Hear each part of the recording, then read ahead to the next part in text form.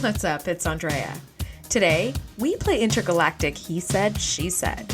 Commander Riker really should have watched some Perry Mason before threatening anyone. And we ask the question, how far did Riker really get with Manua? Stay tuned. Welcome to the TNG Podcast, the number one place in the Alpha Quadrant to geek out about all things Star Trek: The Next Generation. I'm your co-host, Shereese. Hey, I'm your co-host, Andrea. Today we're talking Season 3, Episode 14, A Matter of Perspective. This episode was written by Ed Zuckerman and directed by Cliff Bull. It stardate 43610.4. The widow of respected scientist Dr. Nell Apgar accuses Riker of killing her husband and trying to seduce her. Bum, bum, bum. I was trying to think of how can I read that like the most dramatic way possible. Yeah, I think you nailed it. What I love about this episode, and I'm so excited to dig into, is I love the multiple perspectives thing because one, as a viewer, that's just cool. It's just fun to watch. But then two, as a human, it's like, this is reality. I actually did jury duty just a couple weeks ago. And this is exactly what jury duty is when you listen to witnesses. It's everybody's different perspectives on what happened and how they remembered things happening. Yes. And I love this line that we'll get to at some point, but where Troy's just like, well, it is the truth as so-and-so remembers it. Like everybody remembers it very differently in this episode, but no one is actually lying, which is so interesting. Yes. I totally agree with you. I love this episode for the same reason. It's sort of these like alternate realities, and trying to parse out what the truth actually is. And you're absolutely right. The truth as people remember it could be completely different. And I remember reading an article that talked about how in the court of law, you have to like try to rely as much as possible on like eyewitnesses. But now with like cameras and stuff kind of being, everywhere, cameras are showing that the truth as the witnesses remember could be vastly different. Like 5 witnesses could have 5 completely different memories of the same event. And I think that this explores that in a really cool way. Yeah, totally. So, and it's a fun episode. You're in the holodeck. Riker's getting punched or not punched. It's just a fun episode. This is a really great episode. And, Andrea and I tried to record this episode earlier and it didn't work out. And something I said in that recording is that this reminds me of a Voyager episode that's exactly like this. So since we weren't able to record that day, I went and watched the Voyager episode because I was having all the nostalgia feels for it. Aww. And oh man, it's good. Like it's good too, because they do the same exact storyline, except the difference is they have in their criminal justice system in this particular episode, it was Tom Paris, of course, who was flirting with the wife of the widow. Sure. The Voyager's Riker, of course. That's exactly who he is. And so their punishment for murder on that planet was they implant the memory from the victim of their last moments of life, of them getting murdered. Holy shit, that's dark. Yes, they implant it into the killer's mind so that every 14 hours you relive in vivid detail you killing that person. Oh my God, I would rather be put to death. Which is interesting because they had found him guilty and implanted the memories all before they even contacted Voyager. And then when they contacted Voyager and they're like, all right, here's the prisoner, here's what the sentence we've carried out. They were like, this is awful. Take this away. There's got to be another system. And of course, Tuvok finds that, well, before they invented this technology, it was just lethal injections. So I don't know if you're going to like the alternative if we can't do this. So yeah, but it was the same idea. And you like went through the memory and there was the witnesses. Oh my God. So good. So I'm just excited to dig into this. Such creative writing and reminds me a lot of the episode we had with Roga Danar and his group of like militants breaking out from the Luna colony. And like they can remember because of their heightened memory, like every single face of their like victims. It was like, oh God, like, that's awful. No, I'd rather be put to death, hands down. Like, nope, I'll do it myself. It's fine. Give me the injection. It's fine. He was innocent. Oh. So in that case. Yikes. All right. So lunch anybody? Episode. Yeah. But yes, just to say that like this episode was so good. It reminded me of that episode and I watched that one and that was so good. And so now I'm excited that we're talking about this one again. Yay. All right. Well, let's just jump right in. We start seeing a little slice of life aboard the Enterprise, which those little slices of life are just so much fun because 99% of what we see aboard the Enterprise is people on duty, and Picard having taking an art class in what is very obviously the observation lounge. I was like, what happens if you need to have a meeting all of a sudden? It's like, nude model, you're out of here. But I love seeing Picard taking a class and just sort of relaxing and having recreational time. I loved it. Mm-hmm. And this ship is so big, they really should have an art room. I think this is just a set challenge. I think this was supposed to look like a separate art room. Yes, it was. Just didn't. It was. Maybe they needed to put some paintings on the wall or something to mix it up a little bit. Right. Paintings that are not space. But no, I thought, they were going to be space. They're going to be space for sure. I was like, okay, you better hope that the Borg do not attack right now, because this art room is going to be brushes and easels and turpentine and no room to meet. But who cares if the Borg are attacking? Who cares about all that stuff? Yeah. So in this scene, I actually thought, and I didn't remember that Picard tried to take up painting, because I think they do a few slices of life with Picard trying to find the groove. What things are we going to catch him doing? Yes. Yeah. But then they kind of settle on reading. After they try all these different things, they settle on a good book and a cup of tea is the perfect slice of life, and listening to classical music. And that kind of, they find that groove where they're like, every time we pop in on the captain, that's just what he's going to be doing. But here they're still trying. Yes. I feel like budgetary constraints were what's the absolute minimum he could be doing? We're not doing horses in season 3. Yeah, no, we need that to pay actual writers to do actually real good writing. Which they did. Money well spent. But when it started up with the paintings, I thought for sure this was Data, because they also play around with slice of life for Data. And so I was like, oh, this is cool. This is when we first see Data getting into painting.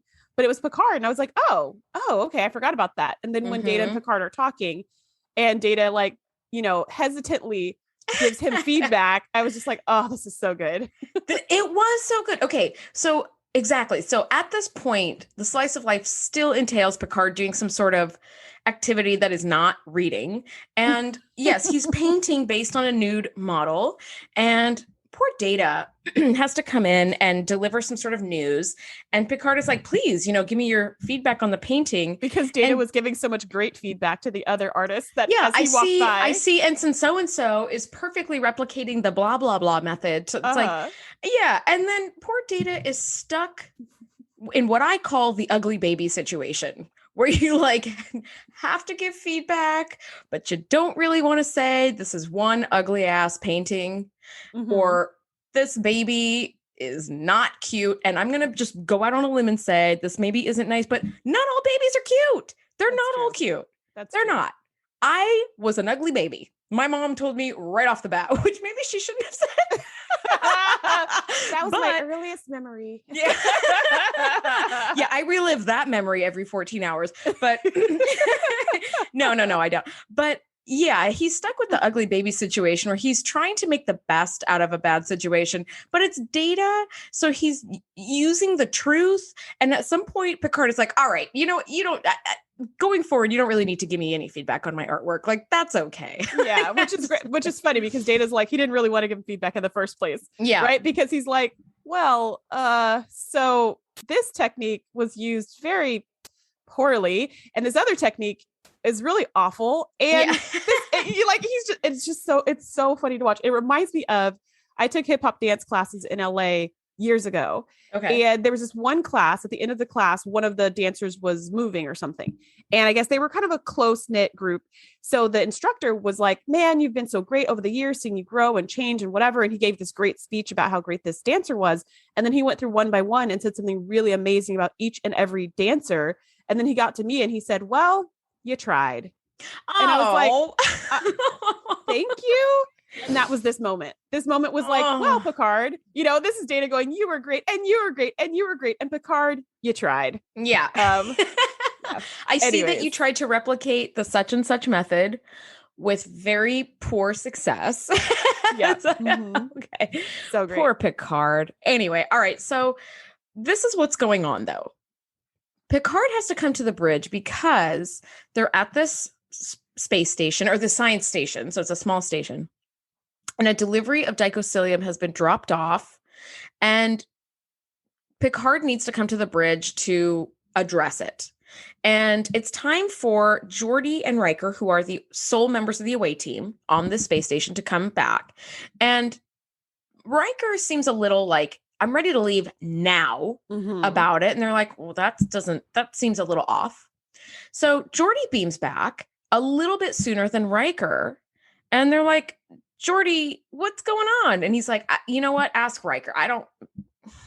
I'm not going to say anything. This is Data all over again. Yes, I'm not going to say anything. Exactly.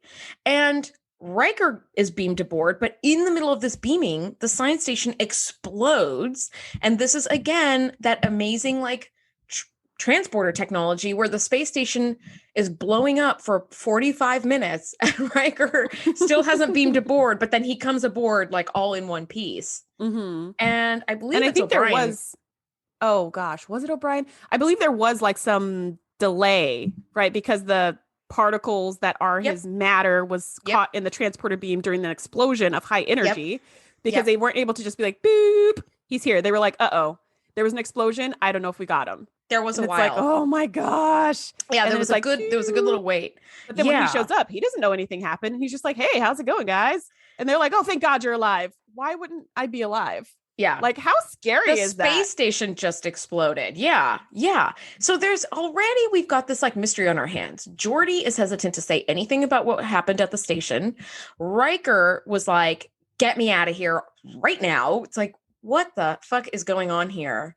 And now you have no other, as far as we know, witnesses to like corroborate a story. Yeah. To tell us what happened. So Picard's trying to get some answers. And Riker is being very sulky and very withholding. There's a lot of crossing arms and a lot of pouting. And I got to say, it is not Riker's best look. I do not like a pouty man. I don't. Grow the fuck up. And it's not. And it doesn't help him at all because he's sitting there like, I don't want to talk about it. Because when he comes onto the bridge and Picard's like, so Geordi told me I should talk to you about what happened on the planet. And he's just like, I don't want to talk about it. I don't want to talk about it. And then suddenly someone's like, about it, and says, hey, we want to take Riker into custody for murder. And now he's like, Riker, I think we should talk about it.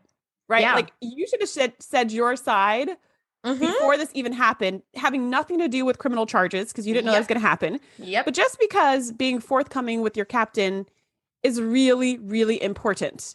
And this is like a big diplomatic situation. And even if you didn't know that Apgar had died, which at this point he does, he just doesn't know that they think it's his fault. Like he should have come forward with that. It seems like an important situation, but yes. And it's this entire episode feels very unlike Riker.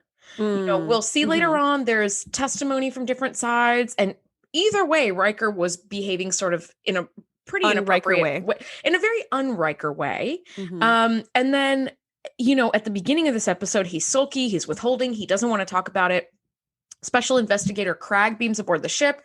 And when he meets Riker, he wants to take him into custody immediately on suspicion of murder. And finally, Picard is able to convince Cragg, like, don't take him into custody. Like, interrogate him here. We'll recreate everything that you need here aboard the ship. So you don't need to take my first officer away. And when this happens, Riker is like, Captain, can I talk to you in the kitchen? Like it was very like, and it's like, no, where were you like 15 minutes ago with this, dude? Yep. When you could have told your whole side, but now it's too late, buddy. And I do love that when Picard finally convinces Cragg, like, hey, we can hold all of the inquiries here. He calls Data in to the ready room to meet him there to be like, hey, okay, so I need you to work with him. And when Data walks in, you see Riker like poking his head around the corner, like, hey, what's going on in there? I thought that was so funny. I was like, really, Riker? Like, I know that you're curious, but are you literally standing outside the door? Like, you could almost see the cup in his hand that he's listening through. What are they talking about? I know they're talking about me. He's got his comm badge taken apart. He's like trying to splice wires together to like eavesdrop. I mean, anxiety is a real thing, and I know what that's like. And when you're like that anxious and it's that important, you're like, I don't care about decorum. I don't care about what's appropriate. I need to figure this out now. And that was him doing that. But it just came across as so funny. So funny. And what was interesting, two things that were interesting. Yes, it was hilarious because like you just don't see Riker acting so, I don't know, immature or I don't know. it was on Riker, but in a funny way. The other thing I found interesting about investigator Cragg is that one, in their penal system, people are found guilty until proven innocent. Yes. And I was thinking, like, that's kind of harsh, but also faster, I guess. Because you're just like guilty. Like you're just like, if we even think you're guilty, which is kind of the world that I currently live in. I was going to say that sounds very Republican to me, but all right. I'm sure not all Republicans are like that though. And then the second thing that I thought was interesting was that Picard said the captain decides whether or not extradition is warranted when their people commit a crime on another planet. And I was like, what? I was like, that sounds to me like Prime Directive out the window. Yes, 100%. Which I get it, because if I was the captain, I would also be like, well, let me see what the crime was exactly. Like, I would also be that way. Before I let go of like my crew members to you. And let me see the crime and let me see the punishment. If the punishment is something reasonable, then fine. But if the punishment is like certain death, then no, we're going to have to like, I'm not going to go for that unless, I need to see all the facts. So that was just really interesting because I feel like in other episodes, it's always the Prime Directive and whatnot. But for him to say like, hey, the captain has the ability to be like, screw your laws. Peace out, yo. I was like, really? But also that makes sense because I would also want to have that control. Yeah. I mean, it makes sense, but it makes sense from a like realistic standpoint where you're like, yeah, no. I'm not like just giving you like my crew members to do whatever with until we get to the bottom of this, because a common saying we have here on Earth is that the wheels of justice move slowly, but they do move. So it's that it could be months or years until we figure out what the fuck is going on. And I'm not just going to give you Riker for that long. But also, if I had a nickel for every time Picard threw the Prime Directive out the window, I would be a very rich woman. Yes. Your pockets would be so heavy. Yes, my pants would fall down. And then I'd have to use all those nickels to defend myself in a court of law for decent exposure. Yeah. And those wheels of justice move slowly. Anyway, okay, now we're just collapsing into ourselves like a dying star. All right. So we're okay, guys. This is actually how Shereese and I talk, even when there are no microphones. 100%. 100%. Okay, so we get to the holodeck, which I'm like, the holodeck. It's always so cool. Such a delight to play in the holodeck. And we get Riker's testimony. So they rebuild the space station, or the science station, in the holodeck exactly to specs, which takes 18 hours. I was like, what the heck? That's really detailed.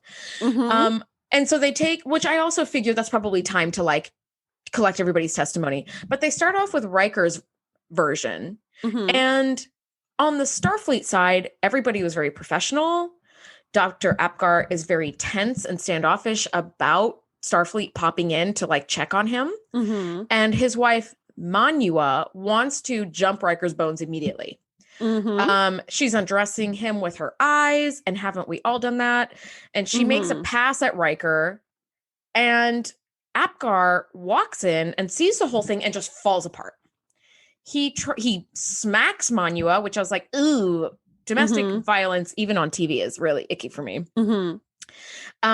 And Riker claims that like he basically left the next day, and like that's when the station exploded. He's like, I beamed off and bam, bam, it had exploded. And this whole time, Apgar's like, what are you guys doing here? Stop rushing me. I'll get the Kriegel wave generator up and running. I just need more time. Like, get off my back. And even after the whole situation with Manua, the next day before Riker leaves, Dr. Apgar is like, I would have filed a complaint against you for being inappropriate with my wife, but I'm sure you're going to give a negative report if I say anything. So I can't say anything because you're going to tell them that I'm requesting more materials than I need. So even in his sort of defense of his marriage or something, he's still totally obsessed and focused on, why are you on my back? Why are you here? What is it about my work? Like, he's not just focused on the fact that, did you screw my wife? Like, or were you trying? Because that's a serious situation that is kind of like very much a side note. He's still focused on the report. What kind of report are you going to give? And Riker's just like, this has nothing to do with that. None of that will affect my report. And I look forward to hearing your complaint. Like, you should make a complaint. go for it. I didn't do anything wrong. Yes. You know? Yeah, absolutely. Absolutely. I mean, he's just like very hyper focused on his work to the point of like having blinders on, which I completely agree with you on that. Yeah. And in Riker's version, Manua is the sexual aggressor. And he's like, Mrs. Apgar, this is a huge mistake. And I remember in all of the times that I've watched this episode, the thing that I've always really liked about Riker, even though he has a lot of like sexual conquests with like different women and different aliens or whatever, it's always that the women are willing, right? Remember when Utah wanted to come to him and he's like, no, like I want an equal in matters of love. And I don't want you here just because, you know, you've been sent here. Yeah, exactly. So that felt more real to me as like this woman was coming on really strong and he was like, ma'am, no, I don't want, because normally he'd be like, hey, yeah, woo, yeah. But like he's respecting the whole marriage thing. He's like, no, this is inappropriate. This is a business deal. You're the wife. Like this is not really weird. This is however, as I rewatched this for our podcast teardown, I thought he was being really sulky and really weird. And then Captain, can I talk to you? You know, very strange. And I was like, that wouldn't have happened if Riker's version had been 100% true. Well, I was like, nope, you're being Riker, weird. You know what? That's a really good point I didn't think about.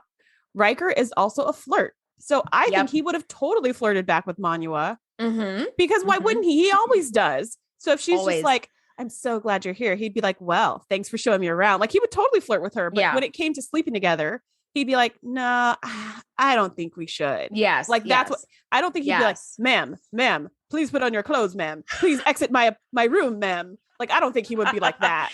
No, I think he'd be like, that's not the Riker we know. Yeah. He'd probably kiss her. They'd probably make out and he'd be like, we can't go further because Dr. Apgar, it's not right. Like that kind of makes more sense to me. Yeah. But his version of being like, you know, a monk, super on the straight and narrow. Yeah, it's like, dude, no. So while all this testimony is happening, a very powerful radiation burst damages a panel in the hallway.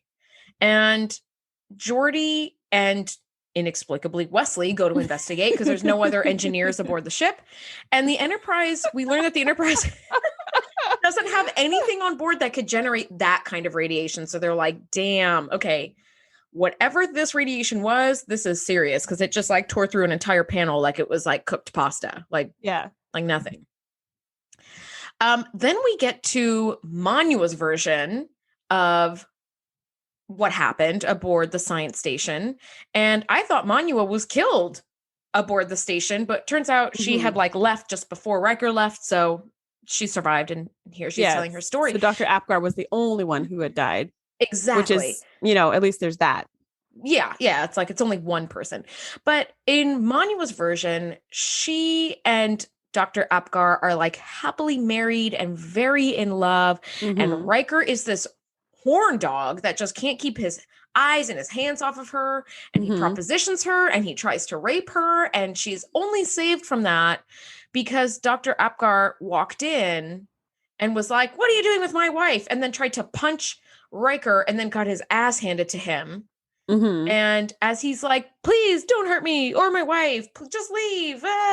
Riker's like, you're going to be very sorry if you report this or something. And I was like, okay, that is also not the Riker we know. Yeah. But that has like, that has no elements of truth. Like Riker's version, you're like, okay, I could see a lot of this being true. And his responses being a little bit exaggerated of him, especially because Captain's watching. Yeah, exactly. Of him being so straight and narrow. But this version, you're like, this is just crazy. Like Riker is a total perv and he tries to rape her and lock the door. And I mean, that just, like you said earlier, he's all about equals in love. He is not at all the kind of person who's about power plays when it comes to sex. Yeah. And that's what rape's about. It's about power. And that's not his thing. That doesn't turn him on. That's not his thing. So that was like totally weird. And I thought she was trying to make herself seem like the virtuous, devoted wife. Totally. So that's why she had to turn him into this monster. So she could be like, but all I ever did was love my husband with purity and happiness. And you're like, that also seemed, I don't even know you, Manua, but that story seems a little bit not true. I don't know you and I already don't like you because you're lying. Yeah, she was very unhappy with her marriage in Riker's version and was kind of blowing him off and like, we don't want to talk about dicocilium and Kriegel waves again, you know? Mm-hmm. But in her version, very devoted wife, they just have a great understanding of each other, blah, blah, blah. And it's like, no, okay, this seems wildly off. But while this is all happening, another radiation burst takes place in sickbay and like eats up a panel in that wall too. And they're like, okay, what is going on here? And they start finally kind of like getting around like, these bursts are happening every like 5 hours and 23 minutes. Like this is like timed specifically, like it's a suspiciously specific like time interval, like each time, right? So they're like, okay, there's got to be something's going on. It's not just like a random burst of radiation going through space and just hit us. But as this is happening, Picard is like, I don't think I have any choice. I'm going to have to yield to extradition and let them take you. And Riker is like panicking and losing it. And you're right. He's saying like, you know, but I didn't do this, you know? And Troy's like, I know you didn't, but also like Manua was telling the truth. And the assistant is also telling the truth. And like everybody's telling the truth. And it's really hard to tell like what's going on. If I were Riker, I would be pooping my pants in like fear. Cause yeah, it's a tough situation to be in. Yeah. And you know, whatever their punishment's going to be, it's not going to be a good one. It's going to be something awful because it's murder and that's fair. Yeah. The other interesting thing was when the assistant gave her version, they allowed her testimony in, which is hearsay testimony, which would be thrown out in American law courts and maybe other courts. I don't know, but definitely in America, you can't just be like, well, he had told me, but then this other person told me, but then like none of that counts as eyewitness none testimony. Of it does. But here they're like, well, of course it does because a dead person can't speak for themselves, which I was like, that's a good point. And so in her version, what happened was, I mean, I don't think she knew about the whole, I think in her version, Riker and Manua were in it together. They were both happily making out. And then he walks in and he kicks the crap out of Riker and is like, and you better write a good report or whatever. And Riker goes, you're a dead man. I was like, that's a tad dramatic. Right. And like, if you have ever seen Perry Mason, you never tell somebody they're going to be dead because they're going to die the very next day and you are going to be the chief suspect. Yep. So I feel like Riker would have seen that show and known that. So in this Riker version, should have seen Perry Mason. That's a shirt we need to like put together. Yeah. In the assistant's version, it's so funny because as she's telling it, you're like, this is exactly what Dr. Apgar would have told her. Like, this makes total sense that he would have been like, and then I came in and then I punched him and I knocked him out. Like, you're like, oh yeah. So dude, you're Dr. 5'7" exaggerating. And Riker is like 6'8". And I don't think so, buddy. Yeah. This is totally the fantasy version that like Apgar did tell his assistant. He totally did. I agree with you. Like in his version, he doesn't get the shit kicked out of him. He doesn't backhand his wife and like physically assault her. He punches Riker, and Riker, it's a little bit like Barclay's interpretation of Riker, which is like short and has like a high-pitched voice, where it's like, man, you just wanted to like emasculate Riker so that you could feel like more of a man, and that's what you told your assistant. And it feels so much like when somebody says something nasty to you and you're retelling it to a friend and you're like, and then I was like, bum, bum, bum, with like that perfect rejoinder. And that friend's like, did you really say that? Or did you think that like 10 minutes later? Yeah. It's like, I thought it 10 minutes later. If you're listening to this, by the way, Andrea and I are that friend. We're that friend who's like, I don't know if you really said that. We're not like the assistant who's like, yeah, that totally happened. We're like, nah, man, you did not knock Riker out, man. That didn't happen. No, I tried to, and I bent my finger back and it hurt a lot. I tried to, and then I swung, but then I missed, and then I fell. But he helped me up and I was mad. So then I stormed out. That's what really happened. No one's telling that story. Oh, Dr. Nell Apgar, what are you doing? These Krieger waves, they realize that they're Krieger waves and they're popping up all over the ship. And Geordi mentions, hey, if this happens near the warp core, we'll all be toast. Which I don't know if you mentioned toast. Because we have this thing about toast and toasters in the 24th century. Toast? Yeah. We're not totally sure about that.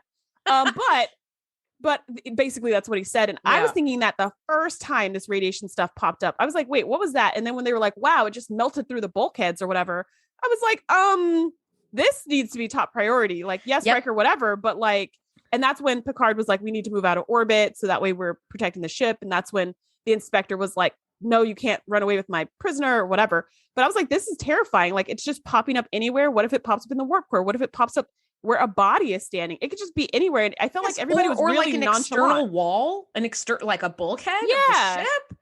Like, you don't want to hit a gun wall. Like, that's a very bad idea. Yeah, or like one of the nacelles, or I don't know. I just felt like this is like, if that happened in my house has no explosives that I know of. Maybe the gas line where the stove is. But if stuff was just like, bursting into flames randomly in my house, that would freak me out. So I felt like the level of anxiety for the crew was not high enough for me because it was a secondary story, right? It was like a B plot that tied into the A plot. Yeah. 1,012 people could die right now, or Riker could be extradited. Let's maybe take care of that 1,012 people threat first. Just move, move behind a moon. You can still transport, like, it's fine. Or back up or whatever. They don't know where it's coming from, or they're trying to figure it out. And this is at this part, they know a lot about it by the end of the episode. But that's what I was thinking the first time. I was like, oh my gosh, this is terrifying. This could happen anywhere. Why isn't everybody freaking out? And I like how they, even though they didn't freak out, I like how they tied it in beautifully into the case and used it to solve the case. I thought that was very Sherlock Holmes. Yes. And like, of course, it's Geordi and Wesley who solve the case. And we figure out... just be Wesley. Yes. It really is. We figure out, and by we, I mean Wesley, is that like, they're like, we now know what happened on the space station and we know who killed Dr. Apgar. Insert the bum, bum, bum here. Mm-hmm. And this is a great plot twist. So they don't tell us. They tell Picard off screen, and then Picard has this dramatic retelling. And what he does is, what I think courts have to do, is you splice together the portions of each witness's testimony that makes the most sense with what could realistically happen based on like personality and like, situations and whatever. So here's what we learn. The space station in the holodeck was created exactly to specifications. So the wave generator on the surface that Dr. Apgar had been using has been sending these harmless lambda waves to the ship. And the Kriegel wave converter is basically just sort of a set of mirrors, which if it's just a set of mirrors, you definitely don't need like years to figure out how to do that. It's like, it's a couple of mirrors. Like it's not but it's where to put the mirrors. That's where the genius comes in. Yeah, I guess that's right. So the holodeck's faux station has those same mirrors. And so it's been converting those lambda waves into the Kriegel waves.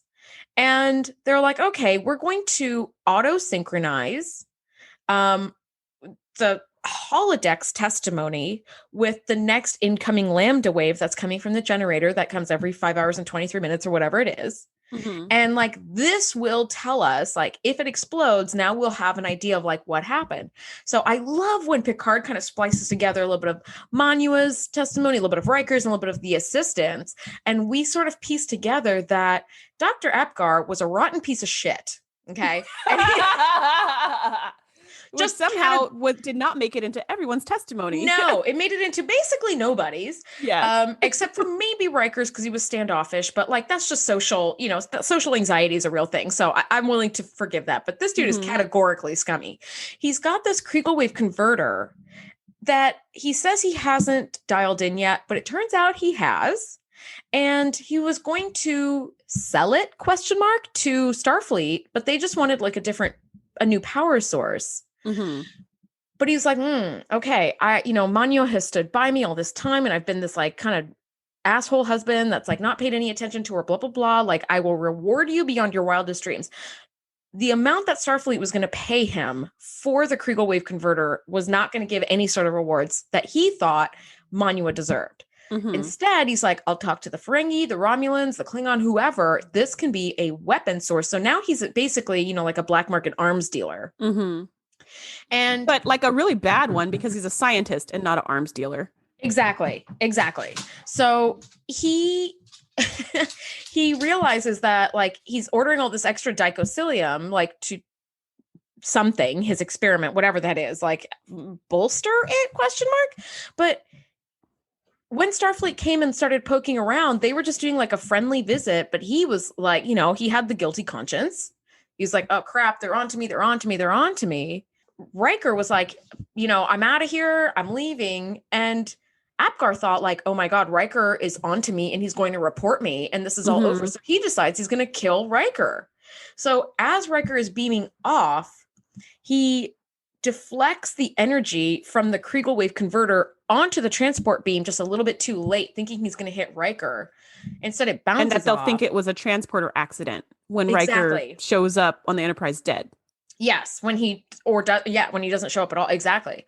So instead, though, as we know from transport technology, everything just bounces off of transporter beams and it bounced back onto the wave converter, destroying the space station and killing Dr. Apgar. And I was like, geez, okay. And it took like a good 3 seconds. So when Dr. Apgar moved the beam and it started to try to shoot Riker and then it reflected back onto the mirrors, you just see the look in Apgar's face where he's like, yeah. And then it all explodes because 3 seconds is not that long, but at the same time, it's kind of long. It wasn't like, boom, instant. Yeah. It was like enough time for him to look at Riker, look at the machine and be like, oh, crap. Shit. Yeah, exactly. And I loved this ending to the story. I thought it was really tight writing. You have this A and B plot that interweave to create a complete picture at the end, which is the exact thing that we were missing the entire time. You know, we're hearing these different testimonies and it's completely different. And we end up using like science to get to the truth of the matter, which I thought was really Star Trek and very sci-fi. It was so great. And, you know, Captain Picard's like explanation of what happened, pulling testimony directly from everyone paints this more complete picture. And as things are like being revealed, it's a nice slow reveal to us, the viewer, which I love, you know, because when you get like a murder mystery, but you see at the very beginning who murders the person and you just have to watch like everybody else slowly realize it's like, you know, the ending already. Like this was like, I don't remember how they're going to get to, like, how are they going to figure this out? What the hell is going on with this radiation aboard the ship?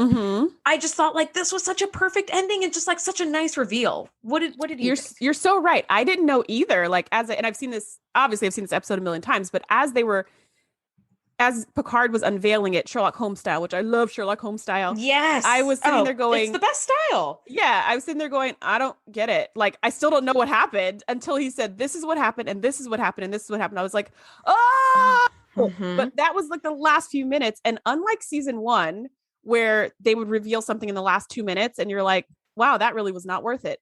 Yeah. This was totally worth it. Like the way it was revealed felt really good. And I love how when he pieced together people's testimony, you know, each person was like, but I didn't say that, but that never happened, but I didn't do that. And he was like, regardless, the substance of your conversation was still the fact that Dr. Apgar wanted money. You all said that in a different way. And everybody was just kind of like, well, okay, well, yeah. You know, it's like everybody agreed on it.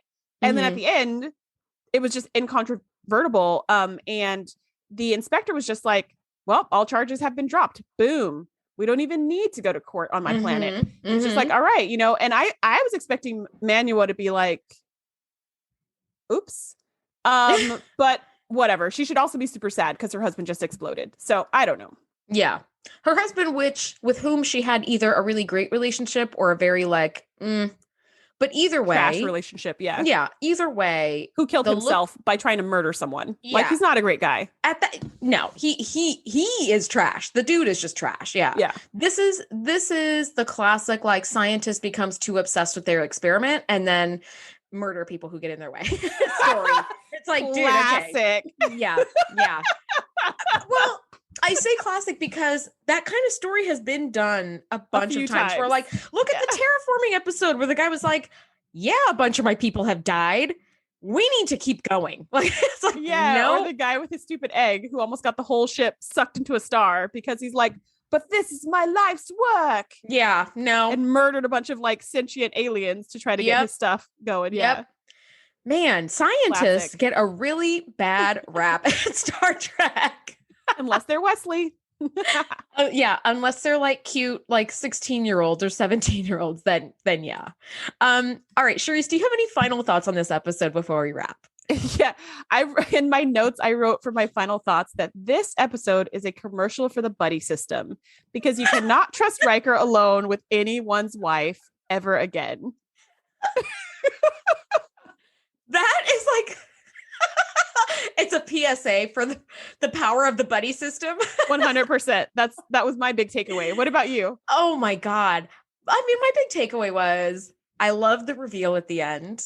I love the he said, she said, but it's not a he said, she said like we get to see in court. It is a Star Trek sci-fi he said, she said, where you get to see all of it reenacted. It's always just like a fun popcorn watch. It's never really that deep, but it's always a good time. Yeah, and it can't really be that deep because there's so many people telling the same story over and over and over. It has to be a simple story you can't forget, and then you get to notice all the little differences. So I think it's a very successful model. TNG does this a couple more times, and I love all of the episodes that do this. Just so fun. It's a nice sprinkle. Yeah, plus holodeck is like even better. I mean, this episode definitely gets high marks for me. But oh my God. Okay. Next week we are talking about arguably one of the best TNG episodes ever, season 3, episode 15, Yesterday's Enterprise. Shereese, I've had so much fun nerding out with you about this. This was a fun episode and it was a fun chat. Yeah, this was amazing. And next week is going to also be amazing. We're going to have a special guest with us. So, hey, if you are excited about Yesterday's Enterprise, get ready for a very long episode because we have a lot to say. So bring your notes. We'll bring our notes and then let's all just compare next week. Totally. All right, guys. We'll see you next week. Bye, everybody. Thanks for geeking out with us. Be sure to join the crew at thetngpodcast.com to be the first to know when we do our live shows or host events exclusively for our members. We'll see you next time.